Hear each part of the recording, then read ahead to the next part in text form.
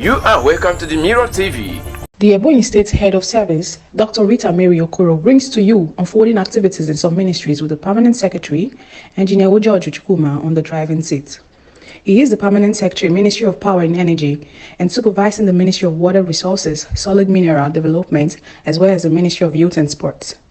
Focus is on achievements, prospects, and innovations so far introduced in the service to advance the state workforce. Watch out as our crew interacts with the Permanent Secretary in his office in ABAKALIKI, the Ebonyi State capital. Yes, my name is Engineer Ojo Benedict. I'm the Secretary, Minister of Power and Energy. I equally supervise Minister of Water Resources, Solid Mineral Development, Youth and Sports. How is the journey so far, sir, in your office?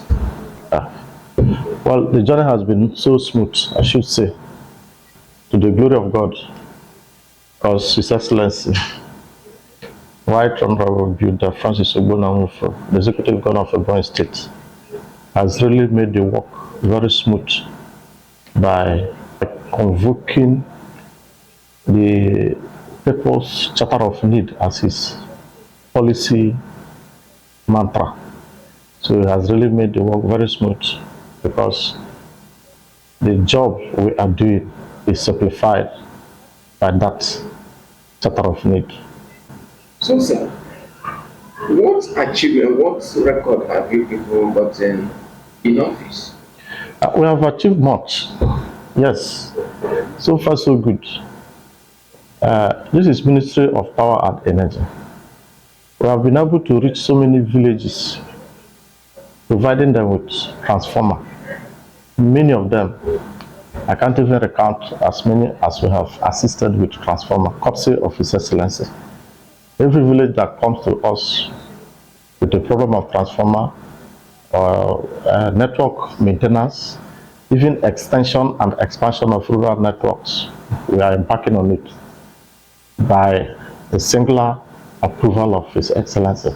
Has always come to our aid by providing us with the wherewithal to go into the rural areas, in town, anywhere there is power challenge. He has always been there to assist in providing the necessary fund and approval for us to execute such project. And we are doing well, and the people are happy.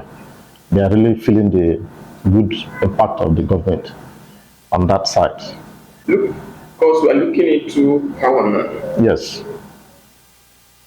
Is there anything the ministry is doing in regard to the electricity tariff? Tariff determination is not it's not purely the ministry's ministry does not determine tariff. Rather, we try to collaborate with the EEDC people, the NEC, the Nigerian Electricity Liberation Commission. These are the bodies that are concerned with tariff determination. Ours is to advocate for a better tariff for the people. We have always been interfacing with the power generating people, the power distribution people, all these companies, the EEDC people. We have always been interfacing with them. On several occasions, we have been able to resolve issues between the customers and the office. So many at times, they always bring to us the problem of tariff, accumulated bill, overbilling.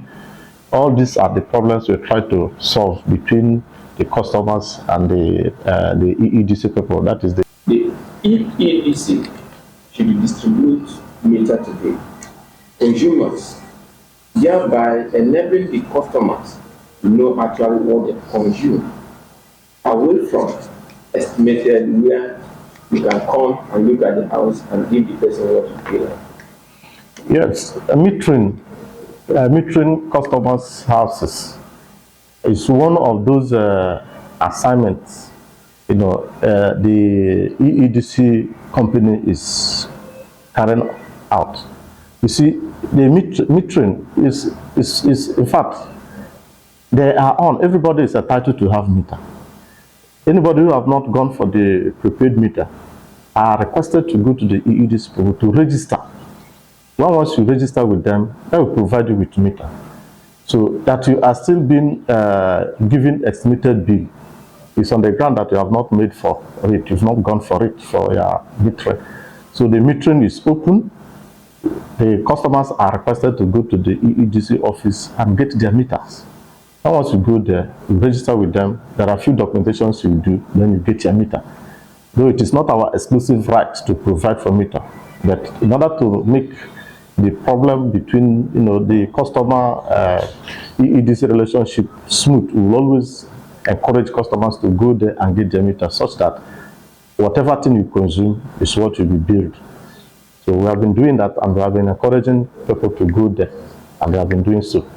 Our NEPA or EEDC or power is that the government is out to ensure that everybody has the facility through which they will access power, that is electricity, and that is what the government is after.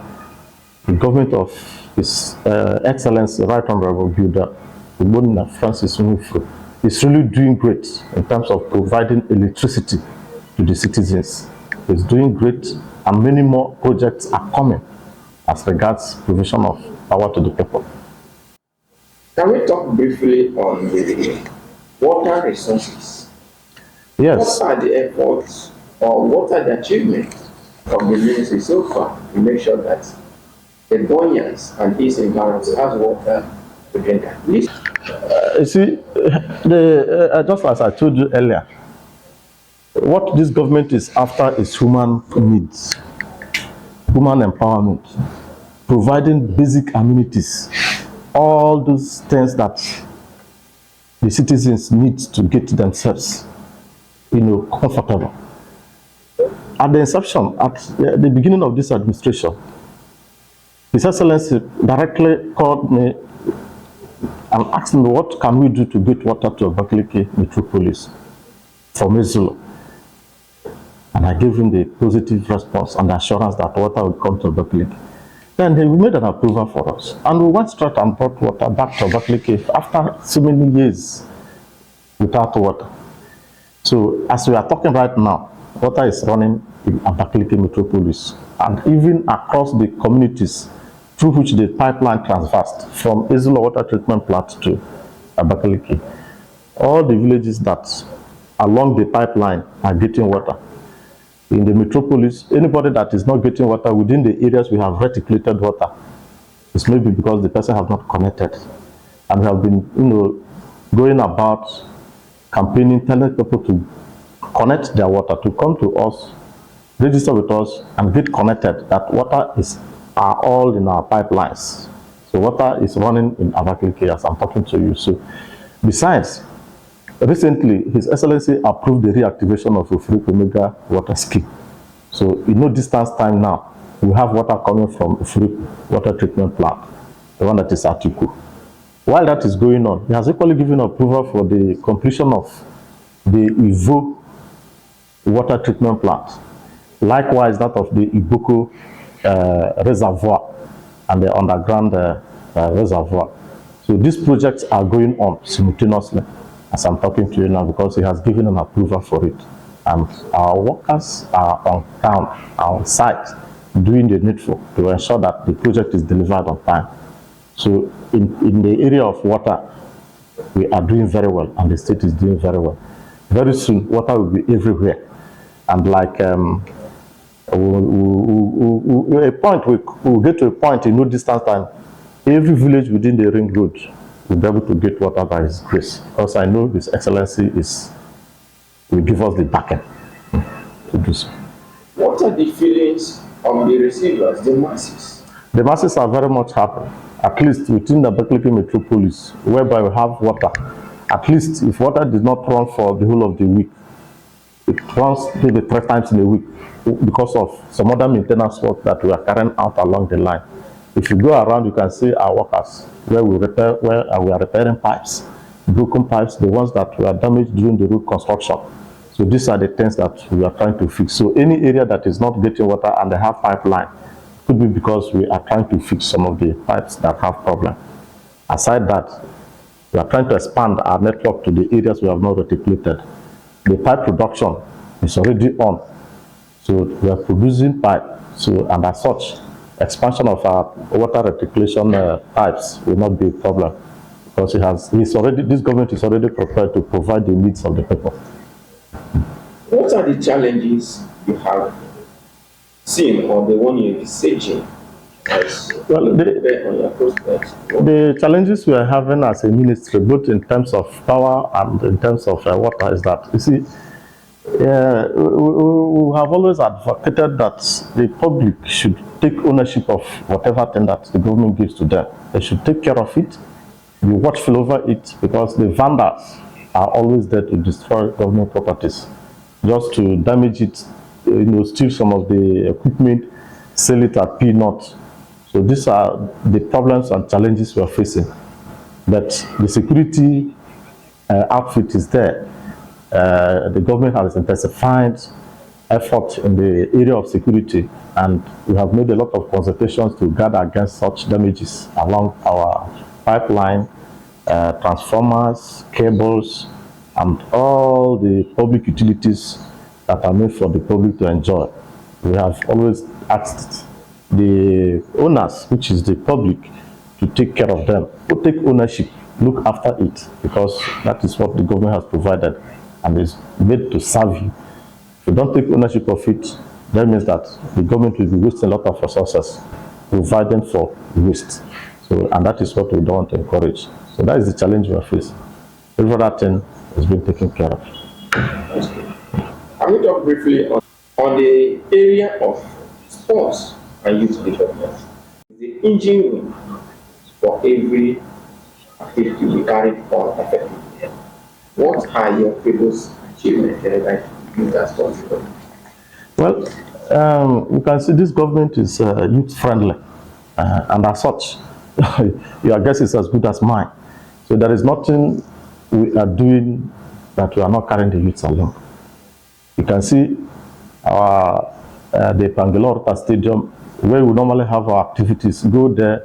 All that is needed to be done there has been done. Like recently, we had a problem of power in the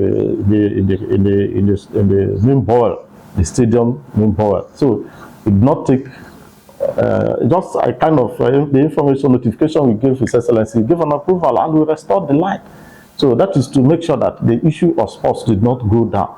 So there are other programs which the government is, embarking on, so as to develop the sports. And in People's Charter of Need, sports is one of the cardinal objectives of the government. So in terms of sports, the government is doing everything possible to ensure that the state follows orders, as in when it comes to sports activities. So that is that. Right now, you see, there has been a novelty match to mark the winding down of every activity, or from one stage to the other. So those novelty matches are just to make sure that the sports, the youths, both, not just the youths, that everybody is carried along. I know the importance of sports. So there has been a lot of novelty match. The 100 days in office, in fact, at every point in time that there is a kind of an activity that is marking an achievement or a milestone, sports will always be used as either the statement of the commemoration of such activity, or it will be used as the grand finale for such activity. So the novelty matches that we are talking about are those matches that we have played at the beginning of this administration, even up to this moment, and it comes from time to time. So that is as it concerns novelty match. So other matches which I cannot even go ahead to mention them have always been going on. But what is important is that the sporting activity is quite on ground and we are progressing comfortably well. What are the feelings of the youths? The youths are ever happy. You can always see it in them. The youths, I told you that this government is youth friendly. The youths are happy with the government. You can see each time there is a program there, you can see how the stadium is always filled to the brim with youths, and both the elderly and everybody. So the youths are happy. You can see their feelings seen in their participation in whatever thing the government is doing. Just at a scratch like this, everybody will come up to support the government. So the youths are very happy about us. which the government went. Okay, so when you talk about some other achievements we have recorded in the sports area, if the orientation camp, the Nova ESC camp there at Africo, so you see that His Excellency has approved for the renovation of the camp, the hostel, and the main hall. So all these are the achievements we have recorded within these few months in office. So if you go there now, it is taking a very good shape, a different look altogether. It has been renovated to a standard whereby everybody that goes there will know, yes, this government is actually youth friendly. So the NYSC orientation camp is renovated to the state-of-the-art facility. In regard to this, you have enumerated. Is there any role played by the state head of service to make sure that these are played? Well, you see, head of service is head of service. So just like the name implies, the head of service, the office of the head of service has been the hallmark of all these activities, because it gets the directive of His Excellency, it passes it on to the civil service, the civil servants. In fact, without the head of service, I don't think that the whole system will hold, because it cannot, the system will not operate without the head of service. So the head of service, the office of the head of service has been doing wonderfully well in terms of carrying everybody along. Like I have directly said that the head of service, Dr. RITAMARY, OKORO, she's doing perfectly well. She's a mother. She knows her job and she's doing it very, very well. At every point in time, every now and then, you will always see her from one point to the other. Has always moved. In fact, as long as civil service, as long as this service is concerned, she's doing very well, and I applaud her for that. She has contributed 100% of our achievements. What are your work to Ebonyi workers? What are your words to Ebonyi workers? Oh, you see, what I will encourage Ebonyi workers is that we should always listen to our His Excellency. In fact, wherever he says we should go is where we should go, because I know he has not left any worker behind. So, like most of the time, they will say that workers are going on strike, this and that. Yes, it is right for workers to agitate for a better work environment. But we here, the governor has been very wonderful to us, has been treating us very well. So the only thing we will always do is to encourage him and support him, because we know he's going to do more. And that is the only thing now. So that every worker should always come to work on time and ensure that his assignment is delivered on time, because that it is from there that we'll be able to rate the performance of this government. So I encourage everybody to remain diligent, come to work on time, do even those things that you know that once you have done it right, then the government will move forward. That is my encouragement to them. Thanks for watching and stay tuned as we take you to the office of the Permanent Secretary, Ministry of Works, who also supervises Ministry of Women Affairs. I am Benita Olise. The Mirror TV. Do not forget to subscribe to our Mirror TV for more updates.